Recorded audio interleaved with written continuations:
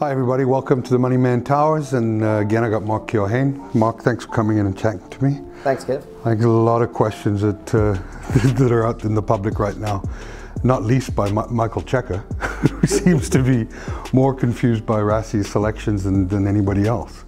Do you think he's affronted that Rassie's put a second team out? I don't actually even know if it's a second team. I think he's looked at a match 23 and said to try and get the win there, the last 20 minutes are going to be important. And if you look at his bench, it's a very powerful bench. So likes of Pollard, Marks, who ordinarily you'd think would start, they do provide a lot of impact off the bench. Whereas Elton Jantjies coming off the bench won't change a game for you. Bongi coming off the bench is not necessarily going to have the same impact. I think many people might argue that Yankee starting is going to have an impact, but not the one that they want. I mean, going over the comments this week, there's been so many negative comments about Yankees, and I'm not quite convinced that he's as bad as everybody makes him out to be, and Pollard's as good as everybody makes him out to be. I think it's negligible. I think they're quite. Neither one of them are game changers right now in their career. Well, if you look at the two, they're two very different fly-offs. Firstly, Pollard is also like that high school head boy that everyone adores. So he'll miss 5 kicks but he had a great game on the gain line. He'll kind of be knocked over in a tackle and it's like, oh, but did you see his scrambling defense? Where Jantjies misses 1 kick and no one forgets it. The 57-0 against New Zealand, he missed a kick from 40 meters out and people said that was the game changer. I always say the game changer was a kickoff. But Jean-Andre Joubert on Sports Club did a very interesting comparison between the two, and he took their careers. Jantjies 7 years, he's played 26 test matches, he started 19. And of those 19, he's won 42% of them, but there were 2 draws in that as well. Pollard, of his 31 tests, he started 21 of them. He has got a 52% win record. His goal kicking is 75, Jantjies is 78. We wouldn't take that record in Wales. The old Wales maybe, not this new Wales. But Pollard can also play at 12. So if the Orlandi, who's coming back from injury, you may only get 60 minutes out of him. I think he's going to bring Pollard on and potentially play him at 12 for that last 20. That means they can play a bit more width. You've got 2 kicking options there as well. And he's got to keep Jantjies in the mix while he's bringing through a Damian Willemse at the moment, who's still a kid, 20 years old. Again, the mistakes Damian Willemse made in Argentina, people seem to excuse them because they like what he brings to the game. Where Jantjies, the hairstyle, it just evokes a reaction from people. You've got the Jantjies clan. I think Percy suffered from some of that, huh? Very much. I mean, although Percy did come through at some stage. And he had a great mop of hair. Yeah. And you just think with a guy like Jantjies, he needs that one big game. And is he capable of having it, though? That's the question. You know, I was a big fan of his last year and kind of punted him and got to Australia, 27 all. He played well. He had played well against France and Argentina in the year. And he had that last kick to win the game. But he was half concussed. He should never have taken the kick. He missed it and people said, he's got it. He has no BMT. Then when they played him against England here, and it was a selection that in hindsight he shouldn't have done because of the wet weather. And as much as he tried to get him through the game, the guy just imploded. So there are those question marks that in the big games, he doesn't really have it. But then you go back to this Rugby Championship and how big a game is it really in the context of the World Cup? It's just another game. What always surprised me about the South African public is they have this expectation that they're successful at the All Blacks. I mean, which is, you know, they have this mantra that we should be winning every game. And the Australian game is meaningless to me. I'm glad that Rassie has changed the team. I'm glad that that sanity's prevailed and he's sticking to a plan and rotating players. Like you say, the test, he's got to have 23 men to go to the World Cup, and that's the big prize, is the World Cup for me. But you know, South Africans try and I think they think back to '98 when that to me was the team that no one could beat during the Gary Teichmann era and Nick Mallett. And then again in 2007, people actually don't realize how good of a team that was. And I know I'm going to upset some people now, but I mean, even it was such a good team that Peter de Villiers could coach it and beat the All Blacks twice. I mean, that team, how many world-class players did 2007 have? Well, they always say if you look at the best team in the world, 8 of the 15 should go straight into a World 15. And that 1998 Springbok side and the 2007 side that effectively peaked in 2009 when they won the Rugby Championship, beat the British Lions, despite not having a coach. that they would have picked 8 or 9 of them would have gone straight into a World 15. Currently, you're lucky if you get 2 of the South African side into a World 15. And, you know, you talk about expectation as well. When the All Blacks beat the Springboks in Durban last year, some bloke said to me as I was leaving the stadium, "Go easy on us. I'm shattered. I can't believe it." And I said, "Why? We've won 14 out of the last 54 against them." And he said, "I thought we beat them." Well, I think that's the perception out there is the reality that or not the reality, sorry, that people think that, especially the Springbok public, that they have this right to that they've got this winning record. They don't. I mean, let's put this game in perspective Saturday. It means nothing. It means national pride. That's it. It's a good run out for the other guys. And how many times have they won at Suncorp Stadium? They've won 1 out of 10 at Suncorp Stadium. That was 38-12 under handicaps. And it was, funny enough, the first test ever. Then all the foreign-based players were picked. And the jury was out and it said 7 of them are flying in from Europe. It's going to be a disaster. It's 4 tries to 0. They smashed Australia. It was like, okay, we've got the answer. Then they went back 2 years, the next 2 times at Suncorp, and they lost within 7 points. They also lost 49-0 there in 2006 under Jake White with a bloody good Springbok side. And they went on to win the World Cup the next year. So I think you said that to me last week when we were chatting, to get context to Springboks, to get context to South African rugby. If you look, we thought they would win in Mendoza. They just had an awful game. The refereeing didn't help, but that wasn't the only factor. But all 4 our Super Rugby teams got smashed in Argentina this year. And the Springboks got smashed in Argentina this year, and they were physically dominated. But I think the expectations there again were Wales beating Argentina, Scotland hammering them. Everybody was beating the Argentinians, but I think that was, and we chatted about that off camera, that the players just did not want to play for that coach. They almost played to get him out of that setup, and they did. Because they were immediately a different side. Even when they came to Durban and that, they had kind of more cohesion. It was more the Jaguars lineup. Even though he was using the same players, he was playing them out of position, playing a different style of game. But again, we talk expectations. So the Springboks have a 61% win record. I think it's peaked at 63 and it's hovered at about 60. So they lose 39% of the time. They've won 1 out of 10 at Suncorp Stadium. They haven't been very successful in Australia, less successful in New Zealand. Pollard's got a 52% win record when he plays. Jantjies has got a 42% win record. So on average, you're close to 50%. So the expectation that our public tends to have is as if we had won 101 of the last 113 tests, like New Zealand have done. And then I could understand that reaction. But we do lose a hell of a lot. And I think what Rassie has done now is he said... They haven't beaten Wales for how many years now? Well, Wales are becoming like the All Blacks. Sorry. Couldn't resist. Couldn't 3 from 4. And I tell you, they were bloody lucky to beat them in the World Cup in 2015. They were on their way out on 75 minutes when Farida Priya scored that try. And again, a very good Springbok side as well. So if you look at how Scotland are playing, they're an improved side. Wales, a very improved side. Ireland, fantastic in terms of the consistency Joe Smith's brought to the game. Then you've got South Africa, Australia, New Zealand still a class above everyone else, and you've got an Argentina and France that hover a bit below that. So realistically, we're in the bracket, I would say, and then you've got England. So you've got the bracket, say, 4 to 7, and we've got to get consistency to get back there. Winning in Australia will be a big morale booster. And I think also, with the South African mindset, the guys get up for New Zealand. They just don't have that same passion for Australia. I think everybody gets up for New Zealand.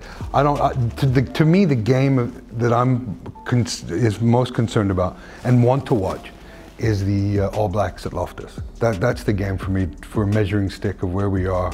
Give us a barometer, you know, a quick temperature check, see where the patient is. I just hope that the championship hasn't been decided by that time, you know. It's already been decided. But I think, I mean, you spoke about it, and you, after Mendoza, and when Rassie said, it's win at all costs, and you said no. He said, you chat to him regularly. I hope he's not changing his plan. And I think that was just an emotional outburst, a knee-jerk. And when it's settled, and it's good that they had the fortnight, it was like this was the team that he was always going to start in Australia. It's like sanity prevailed. Yeah, and he kind of got there, and I think he's decided, I play the same team, they kind of come good, but I've lost another match in terms of my build-up to the World Cup. And the fact that he's also shown, Bongi started against people have short-term memories. How can we play Australia without Marks? We played England without Marks. And Bongi was outstanding. It's probably him and Dwayne Vermeulen were the 2 forwards of that series. So he is definitely number 2 in the country and emphatically better than anyone else. Marx is an exceptional player, but there's a lot of his basics he's not doing particularly well at the moment. So we rave about his turnover, extra fetcher, but then he loses 3 line-out throws out of 4, 20 meters from the line. So there has to be that critique when we look at certain players who we think are the world's best. They have to set the standard. You know, people speak about Siya Kolisi. I read on social media, the elephant in the room. Why should he be there? Why was Francois Lowe there? Siya Kolisi had a decent game. Francois Lowe went missing. Probably the most obscure Bok for me, Francois Lowe. You know, if you look, he's played 60-odd test matches, and when you think of New Zealand, you think McCaw. You think of Australia, their great area, you think George Smith. You think of the Springboks in their great area, you think Rassie, Jean Smith, Teichmann. Those are names that stand up, world 15 players. Yeah. But you think of a guy who's in such an important position. You know, Heinrich Brosseau came in, and within 2 years, he had beaten the All Blacks 3 times, stifled the way they play. He had an impact. Somehow I lost faith with Heineke Meyer, kind of floated into Japan. He's now in the UK. It's someone I'd like to see back in the Springbok mix. He offers that kind of McCaw-like thing as Marco van Staden does. So it's finding that mix. But Francois Lowe, again, public infatuated by him. Certain coaches are infatuated by him. But I never feel he's actually come through for the Springboks. I guess the question we got to get to for the 2 fans I have out there is what spread, at 6.5 points, the bookies have got Australia favoured by. What's your call? What needs to happen? And I read all the rhetorical stuff on our stuff on News 24 and all these channels about we've got to get up defensively. We've got to do this. We've got to do that. What's got to happen, in your estimation, for the Boks to win in Suncorp? I think they've got to start well, and by that they've got to be less frantic and frenetic. They've got to play a lot less in that first 20-25 minutes. They've got to consolidate their forward play, because that's an area where Australia can be vulnerable, and they've got to build scoreboard pressure. Yeah. They've got to be 12-5, 12-7 up, and then start kind of playing, not 14-3 down. Because do you know what drives me crazy? Is 3 points, and they kick for the point. They kick for the corner against Argentina all the time. It just shows complete disrespect, and it allows the team to continually cheat. I mean, I thought the refereeing was pretty atrocious in Argentina. The transgressions, but the only way to really penalise a team is to slot the kicks, you know, 3, 6, 9, 12, and so on and so forth. And I think that the word I've heard a lot from Rassie is desperation. So I think it'll be a desperate game, and I don't think it's going to be a particularly good game of rugby tomorrow. No, we saw a similar kind of game. I think it was the draw, the 2 draws between these 2 teams last year. They drew in Australia, and they drew in South Africa. Called those, eh? And so are you calling a draw for this one? Who calls a draw? So I can tell you a few soccer fans who call draws. But I just thought there is very little to choose between them. I would say that our pack is slightly superior, and their back's definitely more superior. They offer an attacking dimension, and the key though is if we can work those positions from where we can use our maul effectively. We do still have that kind of Lions spark in the back line. And if you take how the Lions played and when they've been successful in Australia, that kind of game. They started well, they kicked a lot of points, and I think that's why Jantjies is there as well. And I would want to see the Boks slightly more conservative, not try and entertain and play side to side, and play percentages and kind of play just intelligent rugby on the day and not think of New Zealand the next weekend. Let's just think of it's Australia. They play a very different game, and Australia is not as bad as people are making out. New Zealand were particularly good in that second half, and then obviously in the Test match, the return in Auckland. And so if you look at the Ireland Australia series, 55 all over the 3 matches. People said it was one of the classic series. Ireland's about to close the gap on the All Blacks, and the All Blacks go back and smash Australia in Sydney and go to Auckland and smash them. So there's New Zealand, and then there's the rest in the Rugby Championship. I think it's a very good call by the bookies, the 6.5. It's based on the last 2 matches, the Boks lost by 7 or less, and that is 1 score. And it could be a 1-point game going down to the final 5 minutes. There's an interception, there's a cross kick that gets caught. I would say to everyone, go and take that one. Australia at home, marginal favourites, but not by more than 1 score. There's a term in betting parlance which is well handicapped, meaning that the bookies have got it right, 6.5. I mean, and this is what I try and tell people, is you don't have to bet every weekend. You know, you make your picks and you stick with them. I wouldn't touch the Springbok game. I might dabble again in running when I get a feel for what's happening. Again, the bet I like is the more penalties converted than tries scored. You can find that on WSB. I haven't found it anywhere else. So I would advise people to stay away from that game. If I had to bet, and people often ask me that question, I'd say that say one score. I'd say that it's going to be a 28-25 either way. When you talk about a running bet, yeah, just explain that to me. In running, like how good do your returns become on that, or would your margins be less? It depends. I mean, there's a whole range of betting in running, handicap betting, tries. So it depends. I mean, I'll look at the total points market in that, and see how. So if Australia score or anybody scores the first minute and scores 7 points and the over/under is 50, then that'll go out to 54. And so I'll always take a position on how I see the game going. It's too complicated to sit down and unpack and maybe in the future I can do a couple of Facebook posts where I'm actually trading and running for people to see what my bets are. But it's not something, because if I give someone a bet, then it's changed before they've read it. You know, it happens that quickly. The bet I like this week is Argentina, 20 plus 27.5 points, for many reasons. One, New Zealand have made so many changes, and they're sticking. I mean, a guy scores 4 tries, can't even get into the side. Not into the match 23. Exactly. So they've made a lot of changes.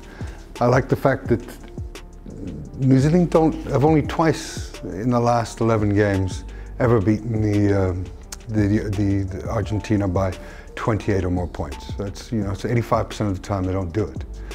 And then when you factor in the new coach and the Jaguars' success at the end of, or the middle of last season, I think they went on a 7-game winning streak. The last 4 of those games were the Chiefs, the Blues, the Brumbies, and the Rebels. That was all away. So they're not going to. There's a renewed sort of belief in that team. I know people don't want to believe this, but that wasn't a bad team that beat us last week. You know, it wasn't all two weeks ago. It wasn't all about the fact that the Boks played so bad. Argentina actually played some good rugby, and they're capable of giving the All Blacks a good go for it. Yeah, they remind me always, Argentina, of, it could be like in the old days, South Africa A, South Africa B. And that game in Mendoza was like one of those crappy Curry Cup games, you know, when the Lions play Province, or you go and play the Pumas away from home, and it's just like, it's a tough one, and you can get beaten. I think it's a crazy, crazy spread in terms of the capability of the All Blacks and how traditionally the All Blacks have had to work for their wins against Argentina, and where they've kind of, the scoreboard's inflated it a bit. With 2 moments of magic, they score 14 points 6 minutes from time. But they've, by Kieran Reid's own admission, they grind out those wins because they do a lot of defending for 60 minutes against Argentina. Last year it was 22-20 going into the last 15 minutes. And for Argentina. For Argentina, there was this, you could feel the murmur around the ground, like, is this going to be the day? Yeah. Argentina actually beat them. You know, Conrad Smith said, New Zealanders need to accept, it's not if Argentina ever beats the All Blacks, it's when, because they will come. That win will come, and there's some very good footballers in their side. They are hugely confident at the moment. That Mendoza result was big for them. The Super Rugby unbeaten run was big for them. There's this belief they can actually win over there, and they're kind of, their mentality is so emotional as well. Yeah. That Latin mentality, if they do manage to get their noses in front, and we've seen with the All Black sides when they play those midweek teams, good players that they put together, but they struggle for an hour before they kind of get their rhythms and that. I think they've picked a clever pack. They haven't made the wholesale changes like they've just chopped so many out of the forwards and so many out of the backs. It's been very strategic with Reid there at 8, there's Shannon Frazzle and Ardie Sevilla, so it's very explosive. That they're going to try and take it away from the Argentinian big boys. You look at their backline, it's like any New Zealand Super Rugby backline. You know, it doesn't matter which one plays, they'll be pretty functional. Interesting though will be the fact that there's no Aaron Smith. So it's Perinara and the new kid, I can't pronounce his name. I don't think Steve Hansen can either. He calls him T-Bone or T-Zone or something like that. They rate him very highly. No Cody Taylor. And then also Sam Whitelock on the bench. There's a bit of insurance, but they have gone with Brodie Retallick, and that's the key for me for the All Blacks. I think the All Blacks will win. I'd be surprised if it's more. It would be more 10 to 15 points for me. And they also have South Africa in the back of their mind, and there is a healthier respect for South Africa than there is for Argentina over there. Absolutely, and as a punter, you've got to make the right bet, and that's the right bet this weekend. I don't know who's going to win. I don't care really. Well, I do, but I mean I don't. You know what I'm saying? Is that if you make that bet, that's the right bet, and it's a hard concept for people to grasp. But if you're targeting where the stats are with you, where history's with you, where the sensible money should be going, it should be going on Argentina plus 27.5 points, which means that they have to lose by 28 for you to lose your bet. I can't see that happening tomorrow, on Saturday morning. Not with this All Black side. If they had taken the one from Eden Park, going into their third match with that momentum and the confidence, potentially. Also the New Zealand weather, it could bucket down with rain all day. That's already at 10, 15 points out of the game. So it's one of those... Where are they playing? In Taranaki, I think it's McLean Park or something like that. It's one of those smaller grounds where, again, New Zealand takes them a good 50 minutes to get into a game like that. It's not one of the big stadiums. So I was surprised when I saw those odds. Again, to the South African public, I would say expect Australia to win by one score, because history tells us they do. Yeah. And if we then do win, it's a bloody good effort. So there's that saying that the only thing that man learns from history is that man doesn't learn from history. And as you pointed out, 2 out of the last 11 games, the All Blacks have run away with it against Argentina. Well, they did, but I mean, it was 34 points. It wasn't 40 or 50. Yes, and I think that's the belief, is even in the games that they did cover that spread, the 2 of them, it could have, you know, it was the last minute try again. I mean, so it's not 27.5 points is just outrageous. Yeah, realistically, it's a 15-point differential at home for New Zealand. But I don't think the Argentinians have been given the respect they deserve by the bookies at all. No. And the interesting thing for me always with Argentina is I always expect them to smash Australia. And then they don't. Technically, Australia maneuver them. But you know why I think that is, Mark? I don't think the Australians fear them at all, in any way, shape, or form. It's that Australian sort of cockiness, you know. But I also don't know if they get up for Australia like they do South Africa and New Zealand. There is just something traditionally in their psyche. Well, you remember the Battle at Tucuman? Oh yes. One punch for you, one punch for me. Yeah. Those are still the days where the backs used to run 40 meters to throw a punch, not run 40 meters to get away from a punch. Exactly. Yeah. So yeah, I think it's going to be a nice weekend of footy. New Zealand already have the 10 league points. Yeah. The only thing that's going to stop them is the Springboks arrive in Australia with 10 league points. Yeah. Argentina wins, and it's kind of the two, one's eliminated the other. And before New Zealand actually gets on the road, they've already normally got the championship. Well, the beautiful thing about sports, Mark, is that Argentina could upset the apple cart this weekend and beat. It'd be great, eh? Wouldn't it be great for rugby? It would be great for that Loftus test as well, to reinvent this whole championship. Yeah, absolutely. So maybe, who knows, maybe we're having that conversation in a week's time. But thanks for coming in again, Mark. 3,000 Rand I'm putting on Argentina plus 27.5 points. It's better the week. Cheers.